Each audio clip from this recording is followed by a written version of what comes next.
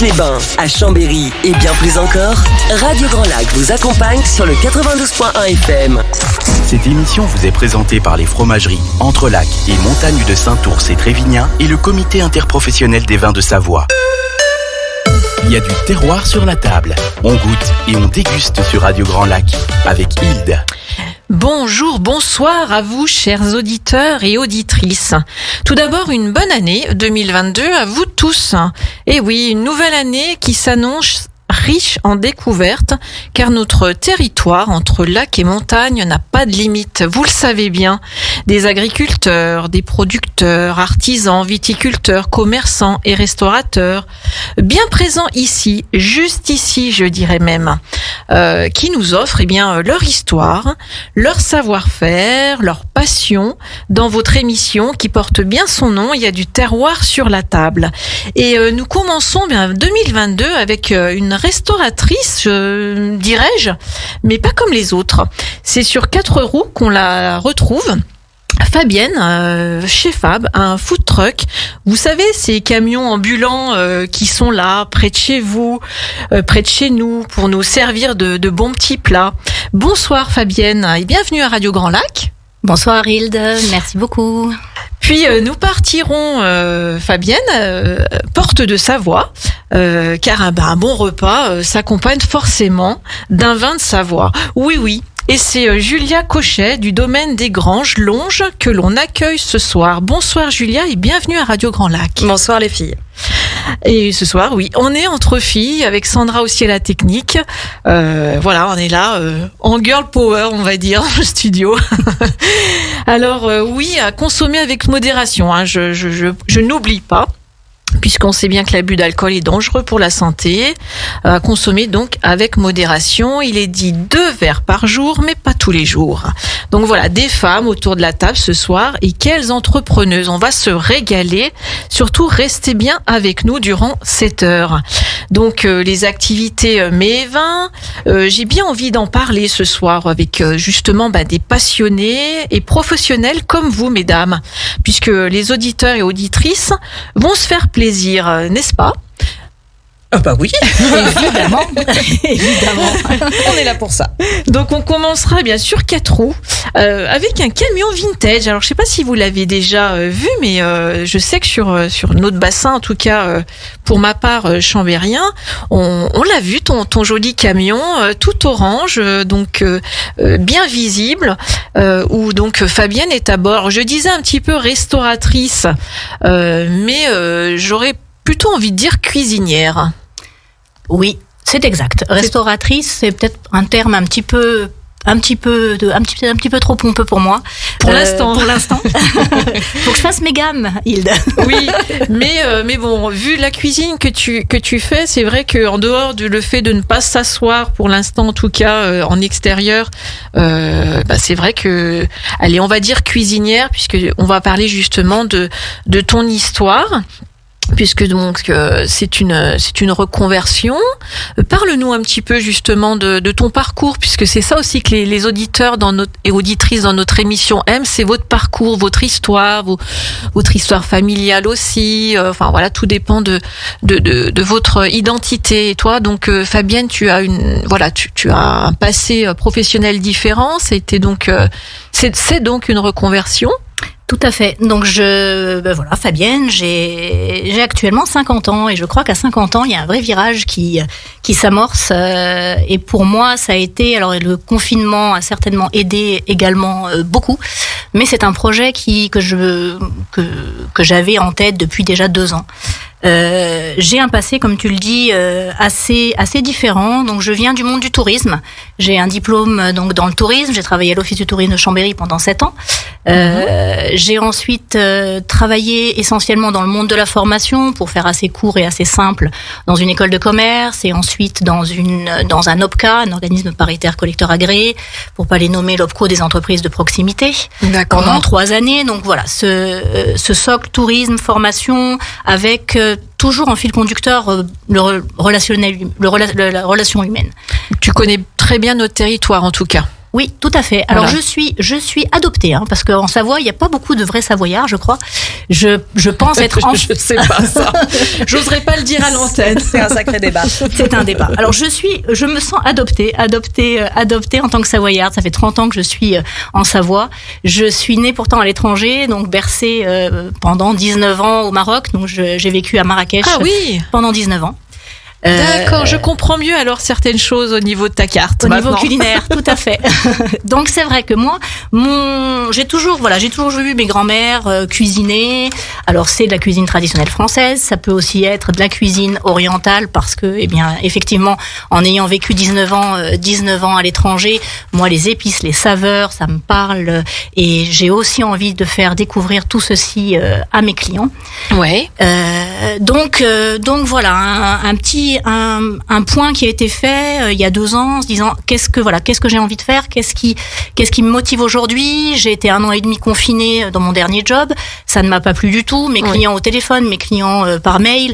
Moi, j'ai envie de contact, j'ai envie de tout ça. Tu avais déjà entrepris cette formation de cuisinière aussi, parce que Tout c'est à fait. important. Voilà. Tout à fait. Je me suis donné les moyens parce qu'en réalité, pour monter un food truck, on n'a pas besoin de formation. Ce Même qui en est assez restauration, on étrange. n'a pas besoin. Je trouve ça très étrange. Ouais, très étrange. Il n'y a pas besoin de formation. Moi, pour être légitime et honnêtement aussi pour asseoir quelque chose, et puis pour apprendre. Pour toi personnellement, Pour bien moi, sûr. à titre personnel, parce que j'étais une cuisinière, une maman cuisinière, une cuisinière qui aime ça, qui s'enrichit parce qu'aujourd'hui avec Internet, il y a beaucoup de possibilités. Mais j'ai appris des bases, donc j'ai suivi une formation en e-learning avec l'atelier des chefs.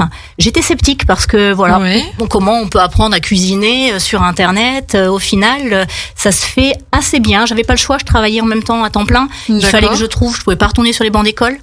Donc voilà, j'ai trouvé ce système-là d'e-learning avec par contre une obligation de passer mon diplôme en présentiel. Donc un CAP de Un cuisine. CAP cuisine. J'ai passé mon CAP cuisine D'accord. en juin Ouais. 2021 que j'ai décroché.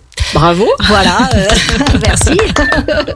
merci. Merci. CAP cuisine en poche. Donc Bravo vraiment. ça c'était fait.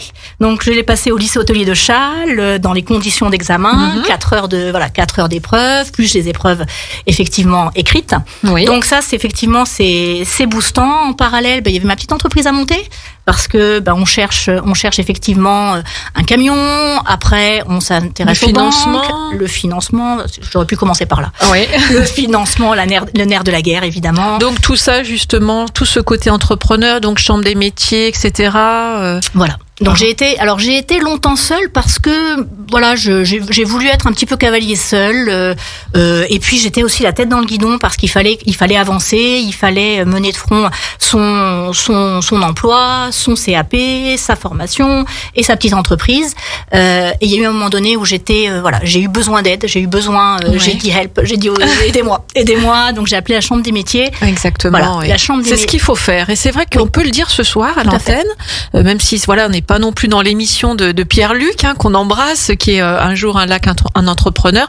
Mais on va profiter justement de ce côté-là pour dire la Chambre des métiers est là.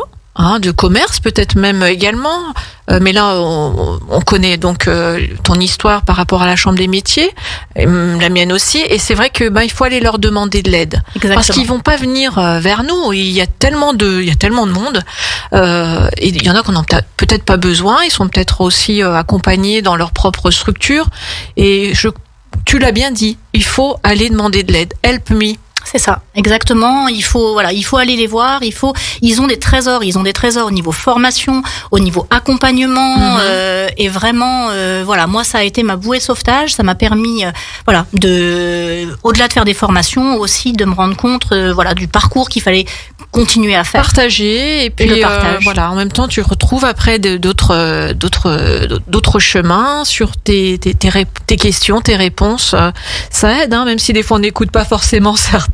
Voilà, c'est ça. Ça permet d'échanger. C'est vrai ça.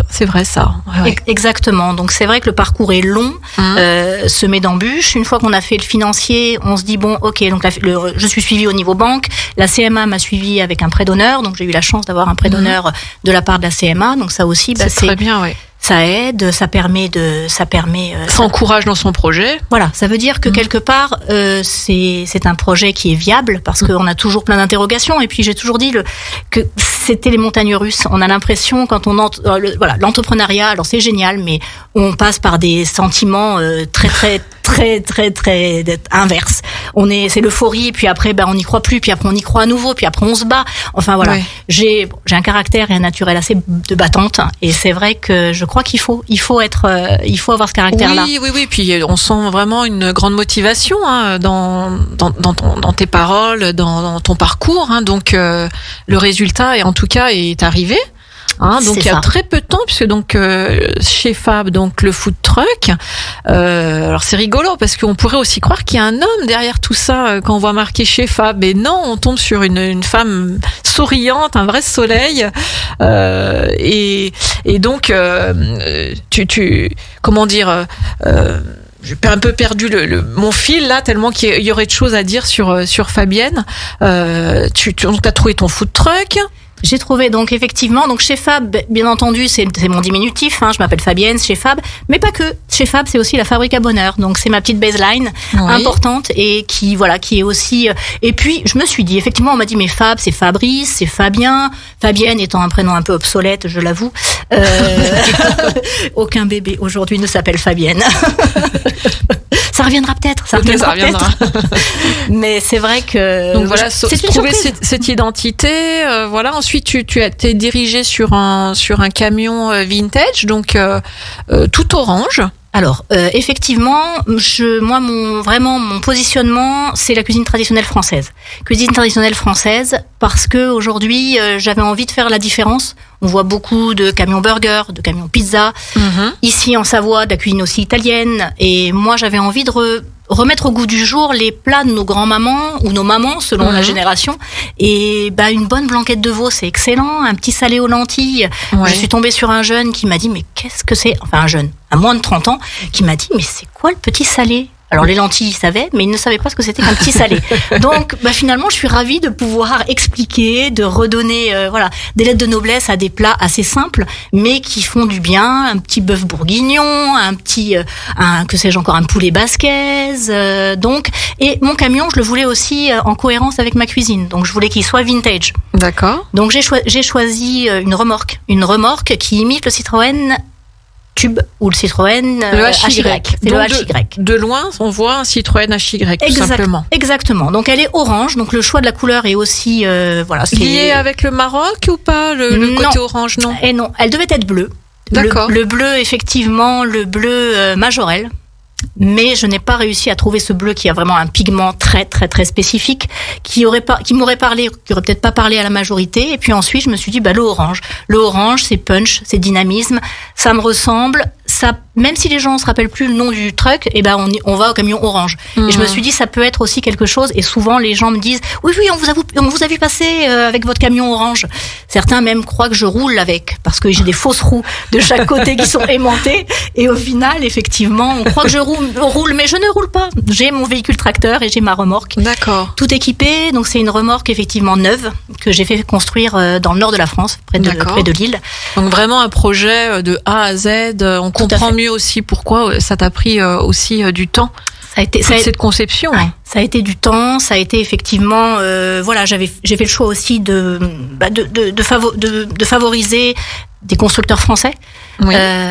Un constructeur plutôt familial, artisanal, qui est dans le nord de la France. Je suis montée en plein Covid. J'ai la première fois annulé, la deuxième fois bravé l'interdit et je suis montée quand même dans le nord pour aller les voir ce qu'ils faisaient, voir qui ils étaient, et puis ensuite me lancer dans la fabrication, et puis remonter là-haut, 850 km, redescendre en Savoie avec la remorque. Ça a été une expédition. Une belle aventure. Alors, on va parler un peu justement cuisine maintenant, avec ta carte, avec justement tes producteurs, le choix que tu as fait, et justement ça fait partie de notre émission, ce terroir qu'on a juste à côté, et c'est ta démarche.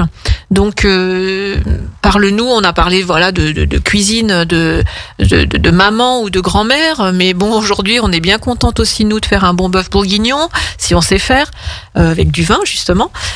Bon, avec du bon vin. Avec du bon vin. Parce qu'on fait, alors, ce qu'il faut aussi, enfin, moi, je reste persuadée, effectivement, avec des bonnes choses, que ce soit les matières premières ou le vin, à partir du moment où on travaille avec des bons produits, eh bien, le résultat est aux attendus. On va effectivement, moi, j'attache une importance, très importante sur les producteurs. Donc les producteurs, je travaille avec des producteurs locaux. Oui.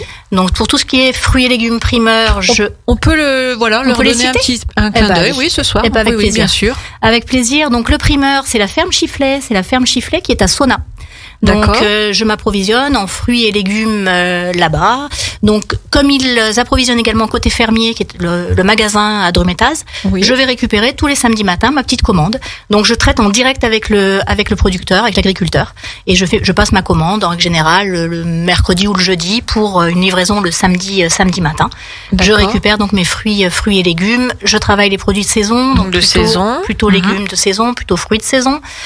Sinon, tu travailles pas les produits s'ils sont pas de saison. Tu as d'autres alternatives sur J'essaie vraiment de faire du séché ou des choses de travailler le produit de saison. Tu travailles, d'accord. J'essaie de travailler le produit de saison. On a des beaux produits en hiver. Après, l'été, quand c'est l'époque des butternuts, des courges, il y a quand même beaucoup de légumes qu'on peut mettre en avant.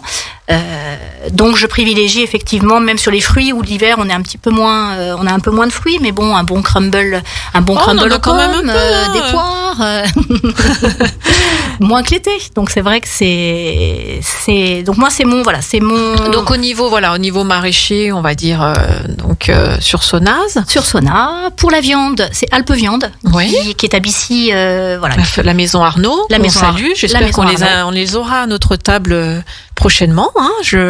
Patrice, j'espère qu'il nous écoute parce qu'il nous suit sur Instagram. Donc c'est une petite demande, Patrice, ce soir de Alpe Viande. Voilà, donc Alpe Viande pour gage de c'est une maison qui existe depuis des années, 1971 si je dis pas de bêtises. Aujourd'hui, ils ont des produits ou d'origine française ou d'origine UE, Union européenne. Moi, depuis que j'ai commencé le 25 octobre pour être précise. Je n'ai pas été déçue une seule fois. D'ailleurs, quand c'est pas bon, il faut le dire, mais quand c'est bon, il faut le dire aussi. Oui, tout à fait. Ensuite, tu as d'autres... Et puis la boulangerie, le pain. Donc j'offre à chaque fois des morceaux de pain parce que c'est des plats mijotés, donc il faut du pain. Donc il faut saucer. Il faut saucer. Et le pain, c'est vrai que c'est la boulangerie Gendreau à Drumettaz, donc ma commune de résidence que je fais travailler pour tout ce qui est pain. D'accord. Donc voilà. Ensuite, tu te dis, je vais élaborer ma carte. C'est un menu qu'on retrouve sur. On reparlera un peu après des emplacements parce que tu travailles vraiment tous les jours. Je du travaille lundi tous les au jours. vendredi. Eh oui. Tous les jours. Donc c'est un plat que tu as toute la semaine. Il est identique, c'est ça ? Alors je propose deux plats du jour et 2 desserts. Donc en règle générale, j'ai un plat viande et un plat végétarien. Et deux desserts au choix. Donc et toute la semaine, effectivement, comme j'ai des emplacements différents, je peux me permettre d'avoir ces 2 plats.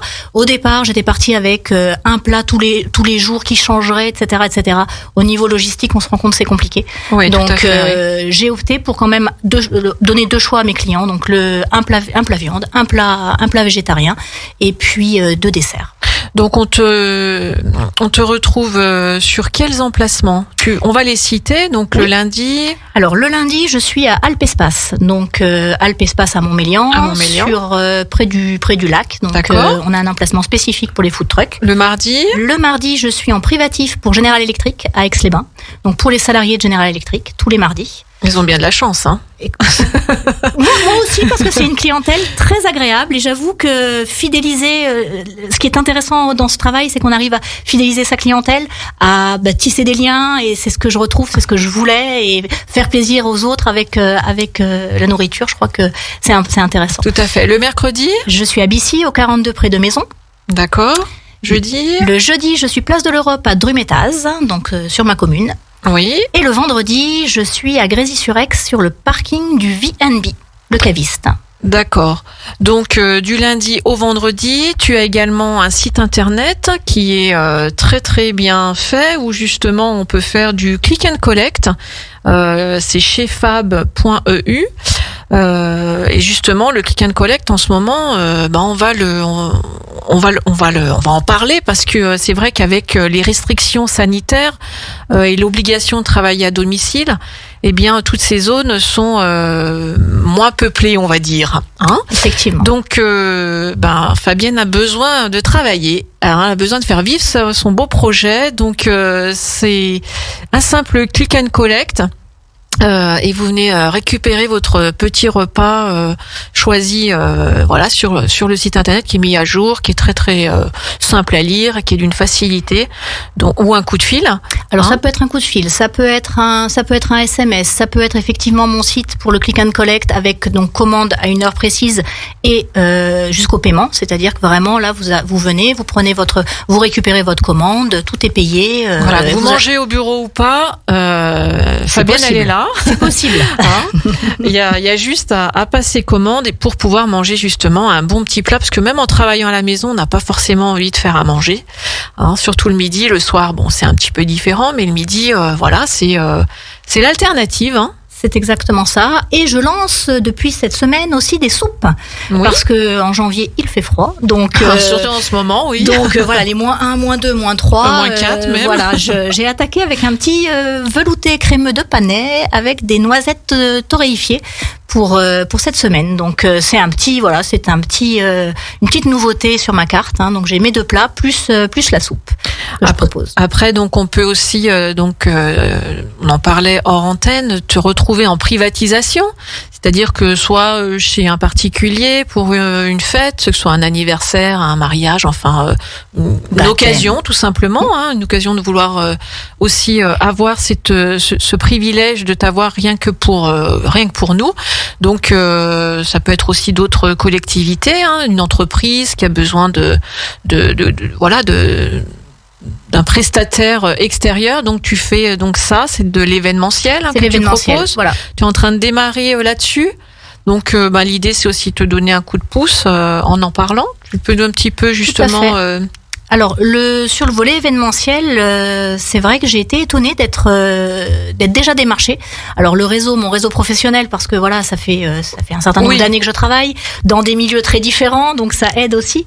Et je peux me mettre à disposition ma truquette, comme je l'appelle, ma remorque, ma truquette, pour des événements. Ça peut être des événements entreprises, donc pour privatiser effectivement mon camion. Ça peut être des baptêmes, ça peut être des mariages, ça peut être des brunch de lendemain de mariage. J'ai eu une demande pour un brunch de lendemain de mariage. J'ai même eu une demande pour un mariage en 2023. J'ai cru que la dame s'était trompée. C'est effectivement une wedding planner qui organise ce mariage et je lui ai dit c'est pour 2023. Elle me dit oui, c'est pour 2023. Donc voilà, avec des choses que j'adapte bien entendu. Ce sera pas forcément ce que je propose le midi, mais je m'adapte effectivement aux volontés des personnes, au nombre de personnes, le lieu, exactement. Alors je reste quand même moi c'est le bassin aixois, chambérien. J'ai eu une demande en station, c'est compliqué de monter avec une remorque en station, surtout l'hiver, donc j'ai dû décliner parce que là je me sentais pas capable. Mais sinon, évidemment, sur le bassin aixois, chambérien, vous pouvez privatiser ma remorque et puis je vous proposerai différents menus. Ça peut être du repas classique, ça peut être aussi sous forme d'apéritif dînatoire avec des petites verrines, avec des choses qui sont, et surtout c'est du fait maison, c'est-à-dire de A à Z. On peut donner une petite recette d'une spécialité que tu as ce soir à l'antenne, justement. Pourquoi pas une blanquette de veau? Tiens, comment on fait une blanquette de veau? Alors, une blanquette ou un bœuf bourguignon. Que tu veux. Allez, le bœuf bourguignon. Tu sais pourquoi je vais donner le bœuf bourguignon parce que quoi que la blanquette, on a le vin aussi, mais non. Allez. Alors le bœuf bourguignon. Pour la petite histoire, quand je disais que j'allais faire de la cuisine traditionnelle française, tu vas faire du bœuf bourguignon. Et sur les lèvres de beaucoup, c'était est-ce que tu feras du bœuf bourguignon? Donc mon premier plat, la semaine du 25 octobre, ça a été un bœuf bourguignon. Et c'est vrai que c'est beaucoup de boulot le bœuf bourguignon, c'est beaucoup de travail. On y met quoi dans le bœuf bourguignon? Bien sûr, il y a de la viande, il y a des carottes, il y a des oignons, du vin bien sûr, Julie, il y a du vin rouge de Bourgogne. C'est pas grave, c'est pas grave. On en a plein des vins de Savoie et des bons vins de Savoie. Donc du vin, il y a plusieurs écoles également. Est-ce qu'on met des lardons? Est-ce qu'on met pas de lardons? Moi, je mets des lardons et je mets des champignons également dans mon petit bœuf bourguignon. D'accord, donc tu fais revenir, comment ça se passe? Tu fais revenir ta viande? Je fais revenir la viande, je fais revenir mes petits oignons, effectivement. Après, je retire mes morceaux de viande. Je vais faire un petit roux avec de la farine. Oui. Et puis, on met le vin rouge dedans. On lit cette sauce, qui doit vraiment prendre une texture. Oui. On remet nos morceaux de viande, on remet nos petits oignons, et là, la recette du bœuf bourguignon, c'est que ça mijote. 2 heures et demie. Ça mijote et plus c'est fondant, meilleur c'est. La viande, en fait, arrive effectivement à être très, très, très tendre, et c'est vrai que le lendemain, c'est encore meilleur. Donc, le petit bœuf bourguignon, et à la fin, on rajoute les champignons, les lardons, qu'on essaie d'enlever un maximum de gras, parce que, pour la ligne, quand même. Bon, on a beau faire des bons petits plats, mais il faut faire attention aussi à sa ligne. Donc voilà, petit bœuf bourguignon qui a été mon plat de lancement, d'entrée dans le monde des food trucks et dans le monde de la restauration. En tout cas, Fabienne, merci beaucoup. Tu restes bien sûr avec nous. Bien entendu. Donc restez aussi à l'écoute. On partira ensuite porte de Savoie au domaine des Granges-Longes. Juste après, une petite page musicale. Allez, c'est parti. Vous écoutez Radio Grand Lac sur le 92.1 FM. Cette émission vous est présentée par les fromageries Entrelac et Montagne de Saint-Ours et Trévignien et le comité interprofessionnel des vins de Savoie. Il y a du terroir sur la table. On goûte et on déguste sur Radio Grand Lac avec Hilde. Eh bien, on se retrouve ce soir avec Fabienne et son food truck chez Fab et Julia Cochet du domaine des Granges-Longes, un domaine en face du Mont Granier. Alors, imaginons un petit peu, projetons-nous justement sur cette partie de la Savoie, un domaine familial, puisque tu es avec ton frère Arnaud, c'est ça? Oui, tout à fait, mon petit frère. Et comme vous l'avez compris, nous parlerons vin et vin de Savoie, bien sûr, avec Julia. Alors, Julia, où situe justement votre coteau? Où est-ce que vous vous situez vraiment aux portes de Savoie? Donc, on est sur la commune des Marches, puisque maintenant, Porte de Savoie regroupe la commune et de Francin et donc des Marches. Mm-hmm. On est exposé sud-ouest, donc c'est une exposition qui est assez exceptionnelle pour les vins de Savoie, puisqu'on a une grosse hydrométrie dans notre vignoble, et il faut une exposition au soleil assez accrue pour pouvoir compenser en fait ce trop plein d'hydrométrie. D'accord. Il est grand, c'est votre domaine? Oh non, on est tout petit. Tout petit. Mais c'est ça qui est bien, on est tout petit. Donc on vient d'acquérir une dernière parcelle sur la commune d'Apremont, qui est vraiment en annexe de notre de notre propriété. En tout, on a 4,5 hectares en fait. D'accord, voilà. C'est quand même pas mal. Oui, c'est pas mal. Mais en Savoie, il faut savoir que c'est à peu près entre 14 et 16 hectares en moyenne. Donc on parle d'histoire familiale. Quelle est justement votre histoire familiale? Je crois qu'il y a des grands-parents aussi, justement. On parlait de restauration. Restaurateur? Tout à fait. Alors, on est une grande famille dans la restauration, hôtellerie aussi. Ça date de l'arrière-arrière-grand-mère, des arrière-grands-parents. Le domaine, par contre, a été créé en 1974 par mon grand-père, qui était aussi restaurateur, et notamment à Aix-les-Bains, il possédait le Dauphinois. D'accord. Que mon grand-père a repris. Tu le connais aussi. Oui, c'était un sacré établissement, le Dauphinois. Ah oui, c'était Blanquette, Bourguignon, pareil. Carrément. C'était bien traditionnel aussi. Ouais. Et tout ce qu'on aimait, c'était convivialité. C'était. Voilà. Ouais. D'accord. Avec ton frère, donc vous étiez aussi au fourneau un petit peu, vous étiez dans les pâtes, les jupons. C'est tout à fait ça. À l'âge de 12 ans, on a commencé à travailler un petit peu au restaurant avec notre papa, parce que lui aussi a fait ses armes au restaurant familial. Et je me suis spécialisée là-dedans dans l'avenir. Je voulais être onologue pour être avec mon grand-père. Enfin bon, les petits rêves de jeune fille. Et puis après, on se dit, j'en ai marre de rester dans un laboratoire. Je veux du contact humain. Donc, je suis vraiment repartie dans l'hôtellerie-restauration. J'ai passé mes études à Grenoble, à l'Hédiguerre. Donc ça a été quand même un parcours, réfléchi aussi, même si. Réfléchi, mais j'ai bien aimé reprendre des études assez sur le tard, même encore cette année, mais voilà, il y a toujours eu cette notion d'accueil dans la famille. On a toujours voulu partager, toujours voulu accueillir chez nous, pas d'avoir des portes fermées. C'est vraiment quelque chose qu'on tient de nos arrière-grands-parents. Mon père nous l'a transmis. Et même de mon côté maternel, bien évidemment, où l'accueil a toujours été là, le côté vraiment très chaleureux, en fait. Le Savoyard qui est comme ça, beaucoup disent que le Savoyard est froid, mais non, le Savoyard est juste un petit peu méfiant, mais quand... Il y a le sang chaud. Une fois qu'ils ont ouvert leurs portes, eh bien, effectivement, c'est effectivement, pour être arrivé au départ, je trouvais effectivement le Savoyard était froid, mais quand on est adopté, c'est ça. C'est vraiment des amitiés fidèles. C'est des gens, une fois qu'ils ont ouvert leurs portes, c'est pour un bon moment. C'est des vrais gens. C'est vrai. Ils savent aussi accueillir. Donc, sommelière, caviste, serveuse, vigneronne maintenant. Donc, néo-vigneronne, exactement, puisqu'on a repris l'exploitation avec Arnaud là cet été.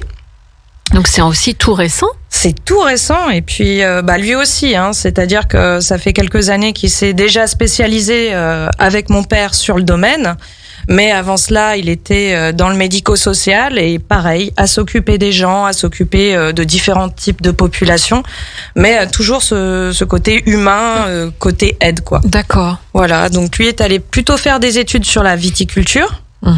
Et moi, donc, dans tout ce qui est dégustation, afin que maintenant, comme on n'est que tous les deux, on puisse rassembler ce qu'on a appris chacun de notre côté, qu'on les rassemble, qu'on fasse un bon boogie-boulga, et que là, on s'éclate, quoi. On s'éclate. Donc, le domaine des Granges-Longes, on va parler vin, toujours à consommer avec modération, on le rappelle.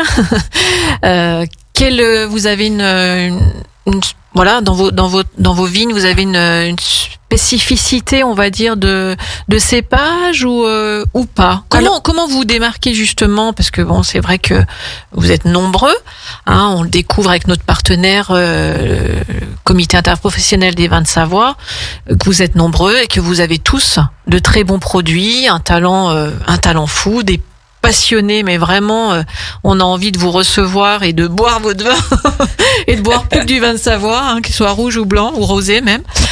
Comment vous avez quelle est votre identité, votre marque de fabrique, on va dire? Non, nous, on est vraiment resté sur l'effigie de notre grand-père, c'est-à-dire qu'il a toujours eu une main très sûre en ce qui concerne l'abîme, notamment avec le cépage jacquère. D'accord. On est vraiment sur le terroir très atypique, pas aussi célèbre qu'Apremont, certes, mais un terroir qui est assez unique. La maison, en plus, si vous le voyez, c'est vraiment, l'exposition est tip top. On a vraiment cette tranquillité. C'est magnifique. On en J'arrête parlera de justement vendre mon après petit vin parce que là, ça devient n'importe quoi. Mais c'est le côté. Non, mais c'est le côté. Comment je fais pour me démarquer des autres? C'est très difficile. Il faut savoir que les vins de Savoie souffrent d'une réputation qui est très controversée depuis des années. Et moi, c'est surtout sur les accords mets et vins. Justement, ça va être une belle partie. Les auditeurs, vraiment, ce soir, restez en ligne parce qu'on pourra pas avoir le replay, malheureusement. Il y a des petits soucis techniques qui sont indépendants, bien sûr, sûrement de Radio Grand Lac. Je crois qu'aujourd'hui, il y a eu des soucis techniques un petit peu partout sur le bassin, en tout cas Savoie. Donc, l'émission est en direct et ne sera qu'en direct. Pas d'autres enregistrements.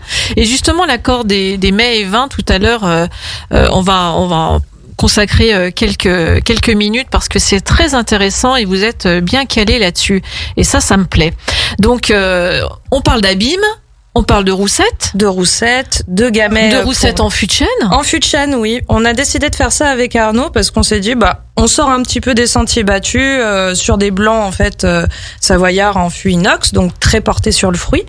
On s'est dit, on va aller chercher en Bourgogne des fûts qui ont été utilisés déjà pendant 2 années pour accueillir du chardonnay. Donc, on n'aura plus ce côté opulent de la vanille qu'on peut noter en épices pour les fûts relativement jeunes et avec une chauve assez légère comme on les a achetés. D'accord. Donc on a vraiment en occasion, mais voilà, il y a un bon coin vigneron, bon coin fût, c'est pareil pour nous. Donc on met notre jacquère à l'intérieur pendant juste notre jacquère. Qu'est-ce que notre roussette. Merci, il y en a qui suivent. C'est pas grave, c'est pas grave. Notre roussette et pendant 6 mois juste. On n'a pas bu Juste encore.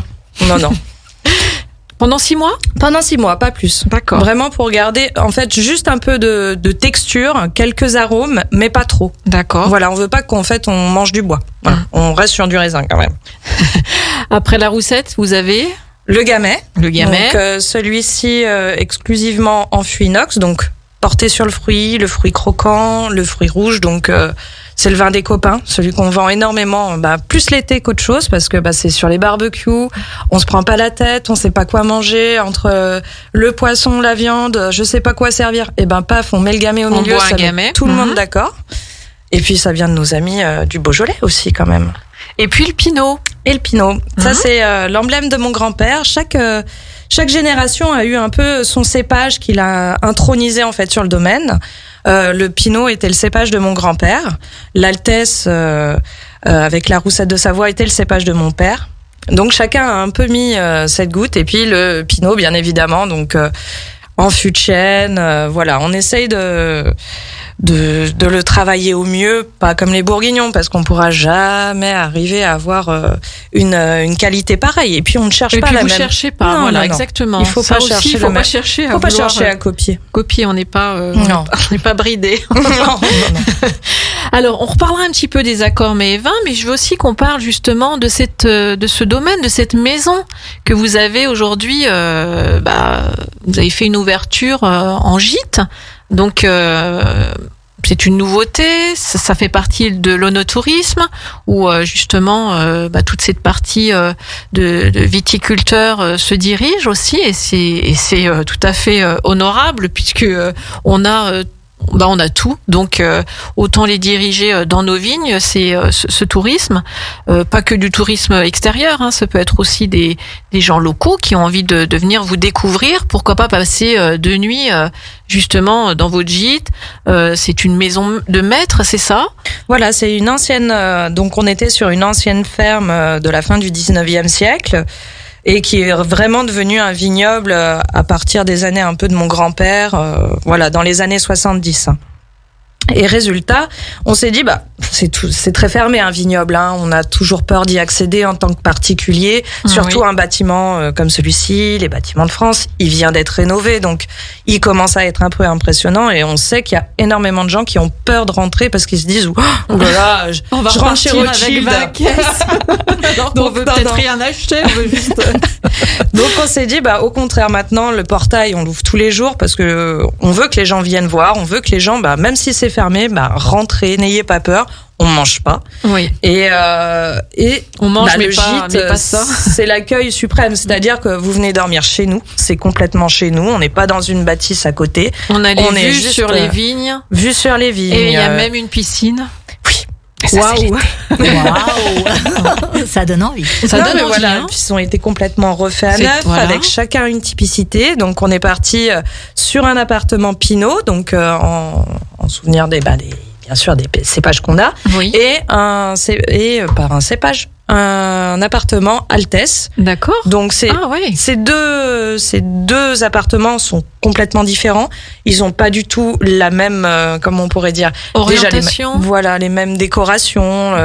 C'est vraiment deux univers. Voilà, c'est ça. Vous avez voulu donner 2 univers par rapport au cépage. Tout à fait. D'accord. Toujours justement vue sur les vignes. Vue sur les vignes, tranquillité. D'accord. Donc qu'est-ce qu'on fait? On fait la visite. On fait la visite. Pour l'instant, on n'en est qu'à la visite et on explique un petit peu. Souvent, là, par exemple, il y a quelques clients qui viennent, qui nous demandent comment ça se passe l'étiquetage. Donc, on rigole, on étiquette quelques cartons. Je ne les exploite pas, on se calme. Mais on fait quelques petits cartons, puis ils sont vraiment contents d'avoir étiqueté leur propre bouteille. D'ailleurs, pourquoi pas un jour. J'ai trop d'idées, on se calme. Et ou encore la taille. Là, récemment, justement, Arnaud on est dans les vignes un petit peu en ce moment, on commence, et il nous demande, est-ce qu'on pourrait voir comment ça se passe, la taille, à quel niveau on taille, Oui, parce que je pensais pas que ça pourrait autant intéresser Enfin, je pense qu'il y a beaucoup de jardiniers. C'est intéressant, oui. C'est hyper intéressant. Et donc, hyper intéressant. Parce que du coup, on manie quelque chose, on voit, il faut le couper à tel endroit. C'est assez ludique. Les gens, ils adorent ça. Et je pensais pas la taille, parce que on est dans le froid, c'est pas forcément agréable, c'est pas comme les vendanges où attention, l'alcool coule à flot, avec modération. Mais voilà, non, la taille. C'est pas du tout agréable, on se dirait au premier abord et au final les gens ils adorent ça. D'accord. Donc c'est des parcours que vous proposez aussi, donc après avec des balades dans les vignes, c'est ça. Parlez-nous justement, allez.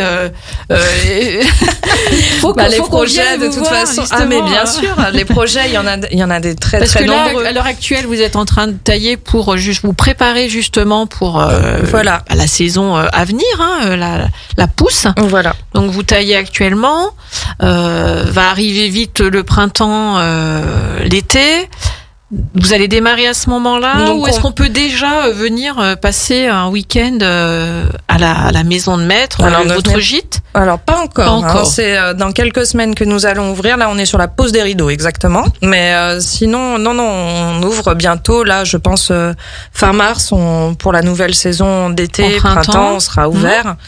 Et voilà, donc toujours avec ce côté, on va proposer des apéros vignes aussi. On est déjà très nombreux à le faire, mais avec un domaine comme le nôtre ou avec la vue qu'on a, on se dit mais on est bête de pas en profiter. On va attaquer. On pourrait y voir un petit food truck chez Fab au bord de la piscine. Mais vraiment, on va s'échanger les cartes, ça c'est sûr. Ah mais ça c'est sûr. Et puis en plus.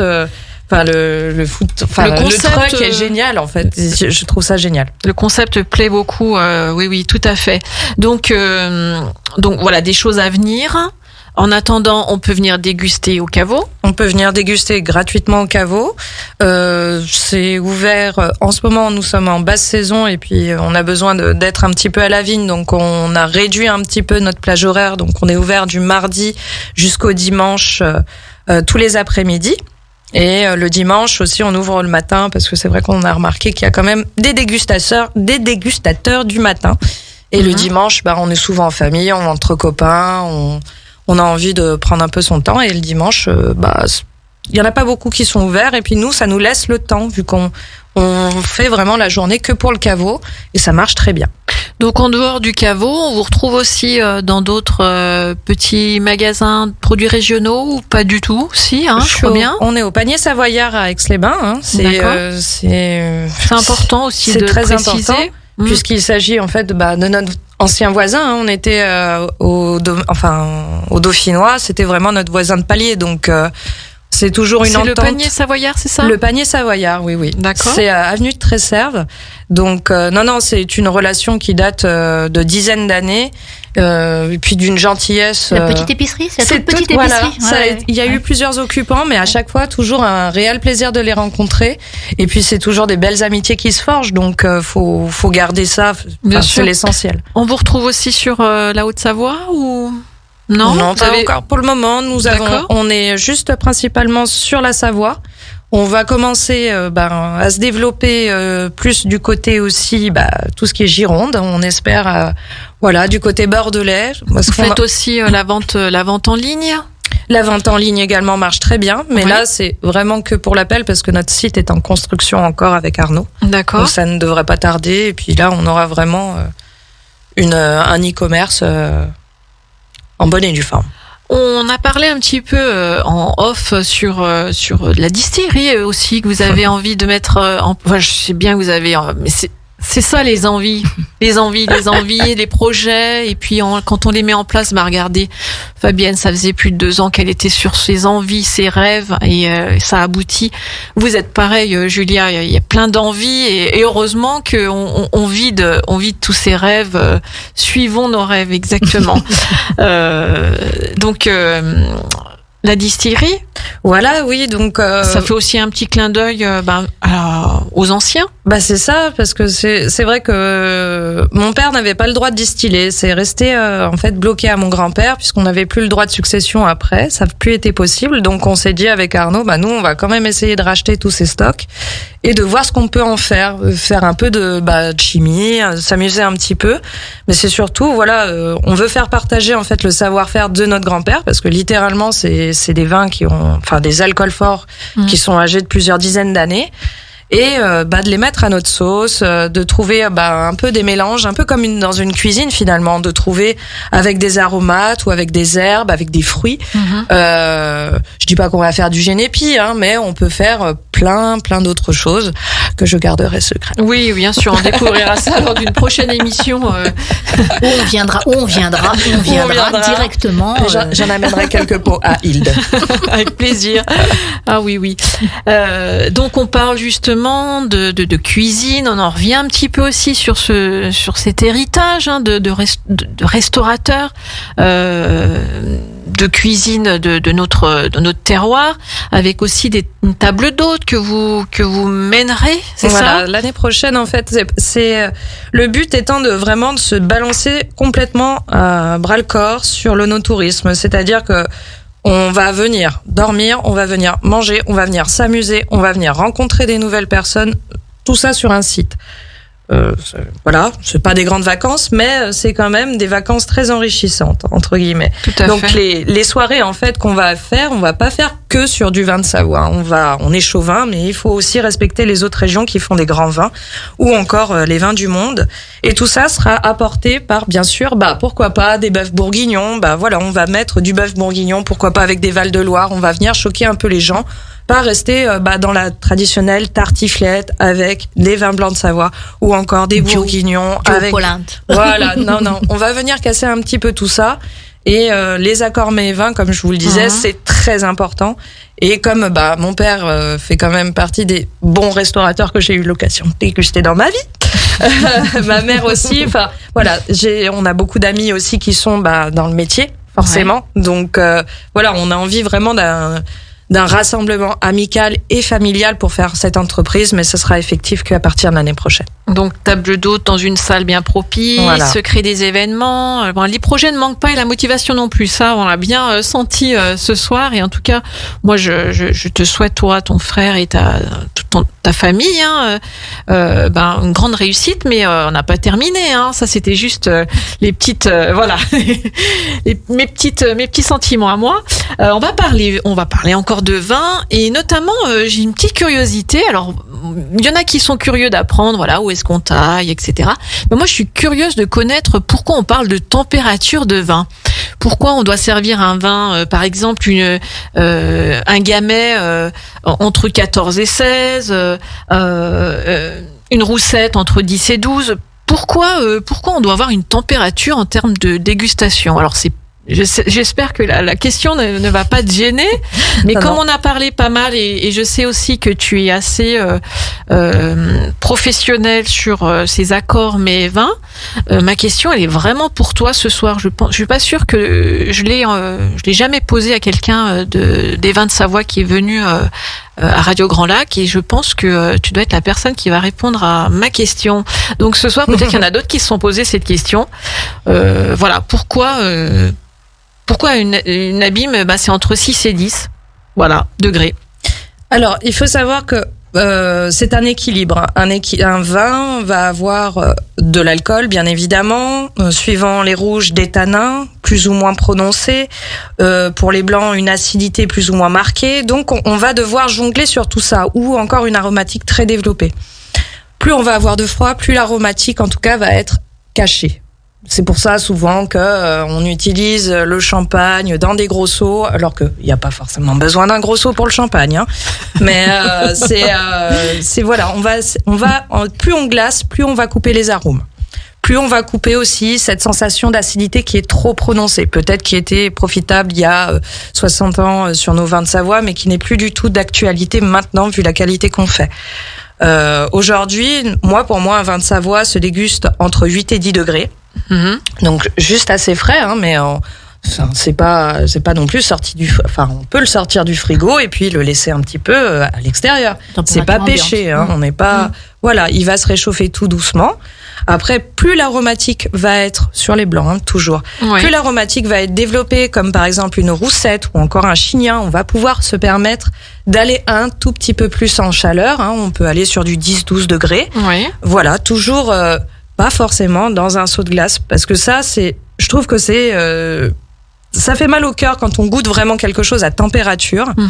C'est comme un plat, hein. Si c'est un plat froid au final ou plat trop chaud, on n'arrive pas à avoir vraiment ces saveurs et c'est complètement inhibé par les températures.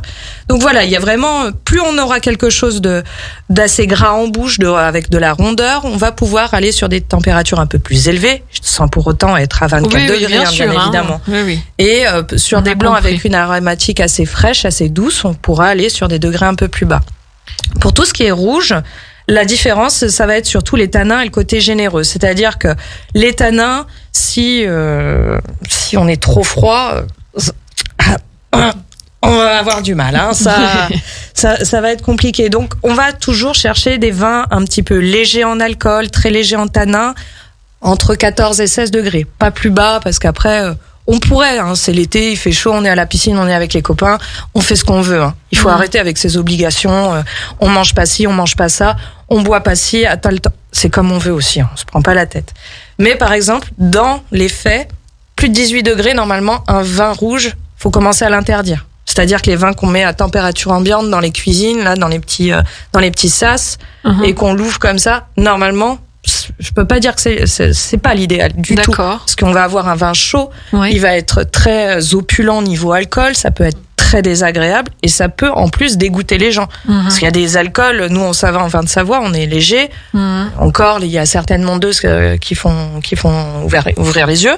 Mais voilà, il y a des régions, c'est impossible de faire ça, les vallées du Rhône, tout ça. Donc c'est important de le boire justement à température, d'où tout dépend justement du cépage et puis ce qu'on va consommer en plat alors. Voilà, c'est ça. Ce qu'on va consommer en plat aussi est très très important.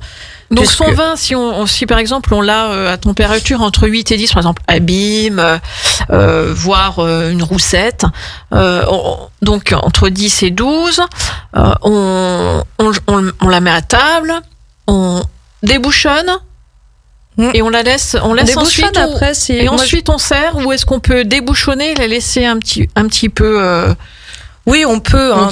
Oui, bien sûr, les aérations, de toute façon, quand on ouvre un vin, on sait au début, on se dit, puis on oublie la bouteille, on y revient, ça arrive qu'on y revienne quelques heures plus tard, hein, même sur des rouges, c'est pas très important, sur les blancs non plus. Après, c'est surtout de garder bien, je dis pas de garder, on va pas boire un Abîme qui est resté vraiment très longtemps au chaud. Ça va pas être agréable, on va avoir la sensation d'acidité qui va nous revenir en attaque, ça va pas être forcément ce qu'on recherche dans ce vin. Mais il y a un équilibre à avoir. Après, je trouve que moi, ce que j'aime bien, c'est les carafes en terre cuite, un peu à l'ancienne, hein. Je suis un peu de la vieille école peut-être, mais je trouve que niveau régulation de la température de la bouteille, ça évitait d'avoir trop cette sensation de froid avec les glaçons. Le côté terre cuite, en fait, garde très très bien et assez longtemps le frais. Et je suis allée souvent dans des restaurants où voilà, on me changeait mon petit truc, le contenant, mon seau en terre cuite assez régulièrement. Et pour moi, c'était le top. D'accord. Donc avec une Abîme, justement, qu'est-ce qu'on pourrait manger pour sortir un peu des sentiers, bien évidemment. On parlera pas de... mais on peut aussi, hein, parce que nos raclettes, nos tartiflettes sont délicieuses. On les aime. Nos fondues sont délicieuses, quoi. On les aime. Donc, bien sûr, hein, l'Abîme, c'est le cépage, c'est le vin, comme la promo.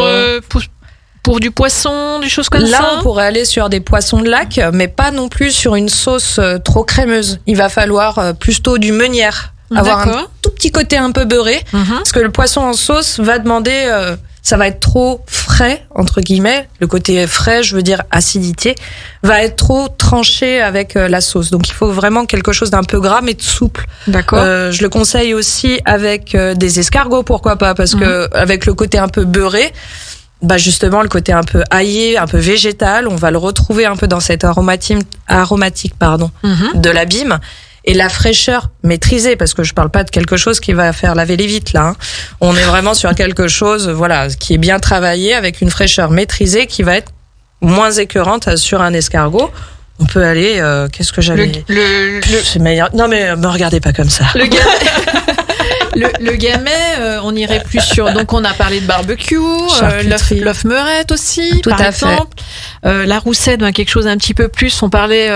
J'ai vu ta carte, Fabienne, donc chez Fab le food truck cette semaine avec des notes justement orientales, je vais dire. Oui. Donc un tagine de poulet là, justement pour aller sur ce côté roussette de Savoie pour accompagner ce plat. Oui. C'est super ça. C'est très très bien parce qu'il y a cet accord déjà de couleur, parce qu'on croit que tout de suite, je vais mettre du rouge sur une viande, pas forcément. La chair blanche du poulet, ça fait partie des accords de base, c'est la couleur. Si c'est blanc, ça va avec du blanc. On peut pas se tromper. Donc, et puis la roussette, cette petite aromatique qu'on a de fruits mûrs, de fruits jaunes, va aller très très bien avec ce côté. Je pense qu'il y a des dattes. Je sais dans pas. mon petit tagine, c'est un tagine poulet citron confit olive. Voilà, mais très bien. Voilà, mais ça pourrait passer tout à fait. Avec des belles aromatiques. Oui. Non, et ça ira très bien. On serait plus sur des gibiers, du magret de canard, des choses comme ça. Voilà, sur sa jeunesse, parce que quand il aura ses tanins, si on prend du gibier, faut quand même avoir un petit peu de répondant entre guillemets. Après, quand il va commencer à avoir vieilli, on peut se permettre d'aller sur des choses un peu plus douces qui auront mijoté, parce que le vin aussi c'est comme un plat, c'est-à-dire que il y a ces accords qu'on fait que un bourguignon qui va se cuire comme vous disiez un petit peu comme tu disais 2h30, 3h, ça prend du temps. C'est pareil pour les vins. On va choisir un vin plutôt qui aura vieilli, qui aura pris son temps en tonneau pour avoir des accords mets et vins comme celui-ci. Merci beaucoup, Julia. J'aurais aimé aussi parler des accords dessert et vin, mais ça sera pour une prochaine fois et on sera enregistré cette fois-ci quand vous reviendrez, les filles. Merci beaucoup. Quelle belle émission, je dirais ce soir. Un grand merci. Merci les filles. Julia, donc Cochet du domaine de Grangelonge, porte de Savoie. Vous avez un site internet en construction. On peut vous joindre tout simplement au domaine. Vous pouvez donner l'adresse peut-être aux auditeurs. 401 route de Mian. Voilà. Allez, marche. Aux marches. Et puis Fabienne chez Fab, le food truck qui sillonne d'Aix-les-Bains à Chambéry, nos petites routes qu'on peut même avoir juste pour nous en privatisation. Donc il y a un site internet qui est chefab.eu, un numéro de téléphone. Fabienne, si tu veux le donner. Oui, donc je suis joignable aussi par téléphone au 06 16 81 03 39. 06 16 81 03 39. Les réseaux sociaux avec Instagram et Facebook, on n'oublie pas. Fabienne est très très active, ainsi que Julia Cochet du domaine de Grangelonge. On les retrouve donc sur les réseaux sociaux. Nous, en tout cas, on se retrouve dans 15 jours, même lieu et même heure. Et en attendant, prenez soin de vous et je vous embrasse.